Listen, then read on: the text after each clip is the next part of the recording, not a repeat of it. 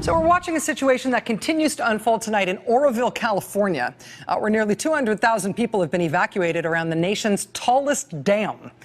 And those communities are facing the very real possibility of catastrophic flooding.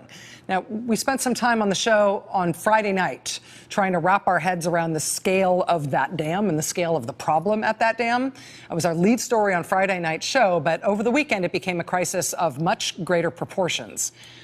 Again, we're talking about a lot of people being evacuated, 188,000 people. The evacuation order came suddenly yesterday afternoon. People were told they might have only an hour to get out in time before possible failure and possibly catastrophic flooding at the site of the dam.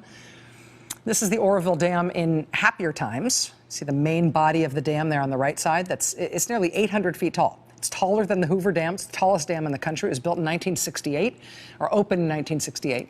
That dam created Lake Oroville, which is one of the two biggest reservoirs in California. It's absolutely central to the drinking water system of the entire state. This is the centerpiece of how more than 20 million Californians get their drinking water. Because of the crazy weather in California this winter, Lake Oroville, up at the top of that dam, is quite full. As of midnight last night, it was at 100% capacity. So they have to release some of that water. And the way they do that is by pumping water down this concrete spillway. So it flows, nicely and calmly into the Feather River below, eventually into the Sacramento River, out into the San Francisco Bay. But last week, the water coming down that spillway started looking crazy, right? It's shooting up and sideways and these churning plumes, and the water looked really dirty. It's not supposed to look like this. When they shut off the water to get a look at what was wrong, they discovered this massive sinkhole in the spillway, and it was growing. How big is this hole in the spillway? It's this big. That's people. Those little yellow specks there are people inspecting the damage. But they have to keep running water down that spillway, even if the water makes that hole worse, even if the water erodes more of that spillway, because, as I said, the lake is full. Even pumping as much water as fast as they could down that damaged spillway was not enough as of this weekend. And on Saturday, for the first time in the 50-year history of that dam, they started pouring water over the dam's emergency spillway as well. And the emergency spillway isn't even really a spillway. It's just a hillside. And there you go. That hillside, even though it's supposed to be an emergency outlet for the water coming out of the lake, it did not hold up well this weekend. I think we've got a shot of what the hillside looked like before this weekend. Here's what it looked like by yesterday afternoon. Yeah. And see the lake there is on the left side. If that erosion underneath the rim of the reservoir there gets so bad that it takes out basically the wall that's the rim of the reservoir, well, then all that water is going to come down the hill. This is when the evacuation order went out this week, when they realized that erosion was that catastrophic on the emergency spillway, when they realized that sudden erosion was happening. When they realized that sudden erosion was happening to that hillside, they realized that concrete lip holding the reservoir could fail, and that could send a 30-foot wall of water rushing into downstream communities. And so when they sent out that evacuation order yesterday, they at that point thought that that could fail within 1 hour. And that was the rush on the evacuation for all those people. Now, again, looking at the overall structure, you see the dam is there on the right side. It's labeled Oroville Dam. That part of the dam, they say, is not in danger, and that's good. But it's not necessarily reassuring at this point. I mean, they keep sending huge amounts of water at high speed down the main spillway, even though it's got that giant sinkhole there, which very well could get bigger and could spread. If it spreads all the way back up the mountain to the gates of the dam, that too could be catastrophic. Meanwhile, the hole in the emergency spillway, if they need to put more water down there, that could also grow. That could undermine the concrete lip at the top of the reservoir, and that could be catastrophic. I mean, right now, officials say they have managed to pump out enough water to lower the level of the lake by a few feet, and the water's no longer coming over the emergency spillway. But more rain is forecast for the day after tomorrow. And the question is whether they can pump out enough water down the damaged spillway by the time the next storm comes.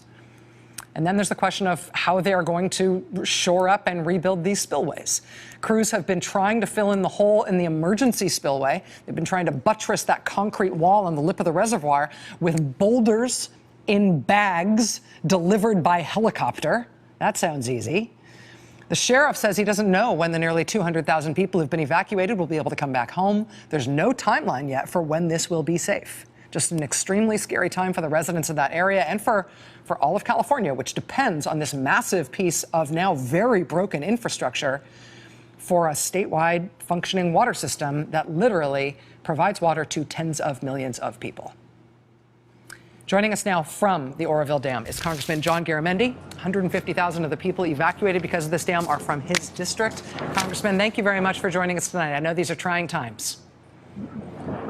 Well, it is, and that was a very good explanation of what's going on here. And it is still very serious. You have about 28, 29 feet of water behind that emergency spillway, and it still is in question. And so right now, all of that noise and activity behind me is to figure out how to pile enough rocks into it that it is strengthened and secure.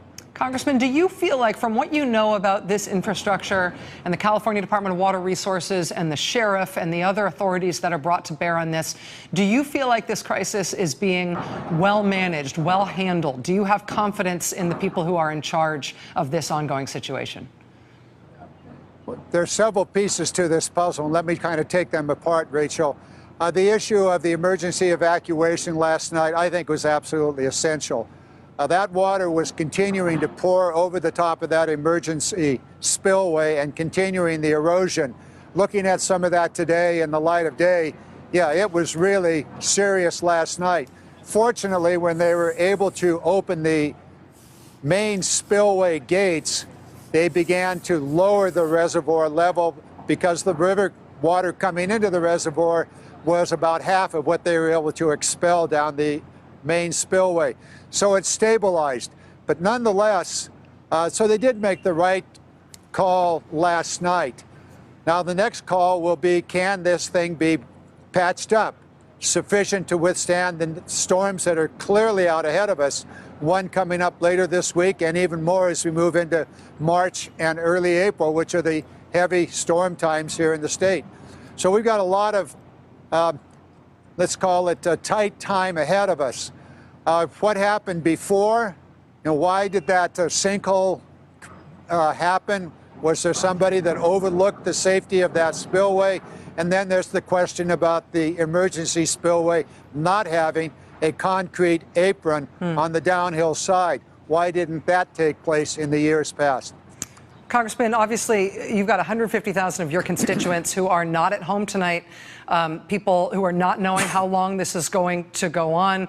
It's a scary situation. It's a human health and safety situation. It's also quickly, I imagine, for many families already becoming a serious economic situation. When we look at this as an infrastructure problem, it boggles my mind to think how expensive this is going to be to get it fixed. I understand that Governor Jerry Brown has put in an initial request for an emergency declaration from the White House. Do you have any comment on that or any expectations in terms of whether or not California is going to be able to just handle this and whether families are going to be able to handle this economically?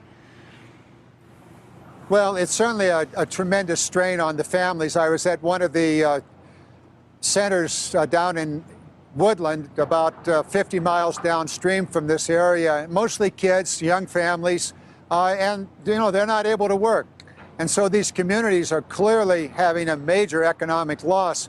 Can that emergency declaration that's been requested by the governor and hopefully approved by the president, would that provide some economic relief? I think the answer is probably not to the individuals, but surely there would be some additional federal money to help rebuild this system. But this is just one really startling and very tragic and quite potentially a catastrophic example of what's happened to the infrastructure across America.